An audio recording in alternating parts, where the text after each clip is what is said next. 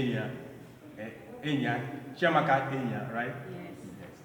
So she is the initiator of My Get Child movement. yes, my Girls Child movement. Today's program is Girls Hangout. So she's going to tell us what the program is about. Then we'll move from there. Good girls. Just tell us about yourself, your full names, educational background and all that. I'm Chiamaka Enya by name. And by God's grace, I graduated from the Department of Religion and Cultural Studies at Abaniko Federal College of Education. And I'm one of the founders of My Get Child movement. Today, we come up with the program, our Aquateria Ladies Hangout. I like to educate the guests more on sex education, peer pressure, and mostly on menstrual hygiene, and to distribute a free sanitary pad to them.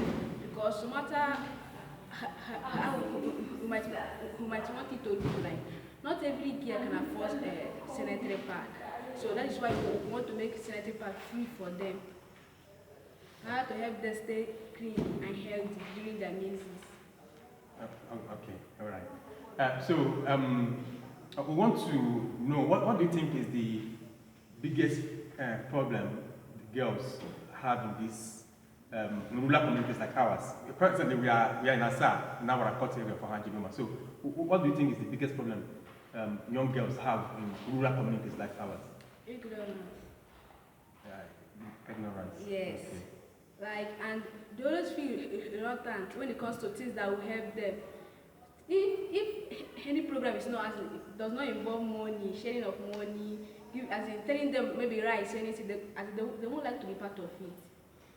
They don't want to be part of things that will educate them, that will enlighten them. Since the program now, most of them don't want to hear anything concerning sex, but 70% of them are into it.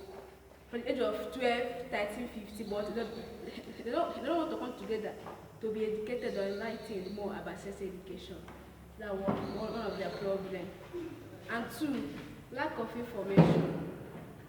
Like last time I checked, some of the teachers in this rural area, they find it very difficult to, even their parents, they find it very difficult to educate their girl child mostly on sex education.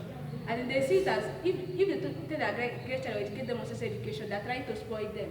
Not knowing that if they enlighten them on sex education, they'll help them they'll prevent them from early sex and unwanted pregnancy. Wow, thank you so much. So finally,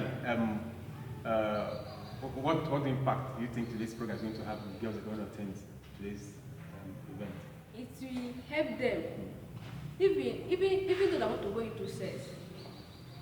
Because no matter how much you preach, not everybody will know, as you believe that sex before marriage is a sin.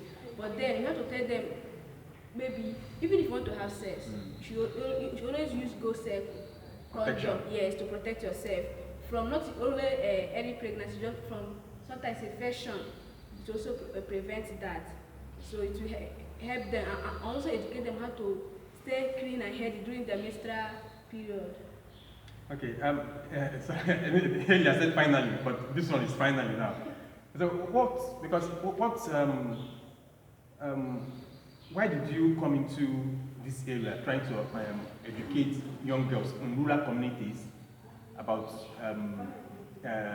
what you're doing, sex, menstrual and all that? What is the motivation? Why did you come into it? Why are you doing this? Because back to this place, most of them are not, most of them are not educated or learned when it comes to sex.